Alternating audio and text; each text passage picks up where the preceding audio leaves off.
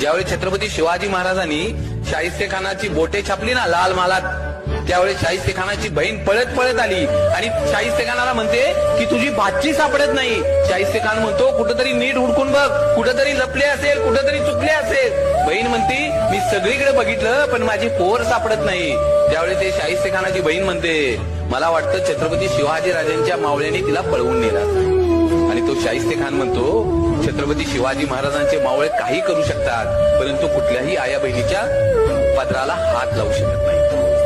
ही माझ्या राजाची पुण्य आहे. अरे तो औरंगजेब छत्रपती शिवाजी महाराजांचा सगळ्यात मोठा शत्रू, आणि ज्या दिवशी छत्रपती शिवाजी महाराजांची निधनाची बातमी त्याला कळते ना, त्यावेळी आपले दोन्ही हात त्या खुदाकडे करतो आणि त्या खुदाला मागणं मागतो, हे अल्लाह अपने जन्नत के दरवाजे खाली रखना, माँ बहनों की इज्जत करने वाला दुनिया का सबसे बड़ा योद्धा आपके पास आ रहा है. माझ्या राजाची ही पुण्य आहे ना.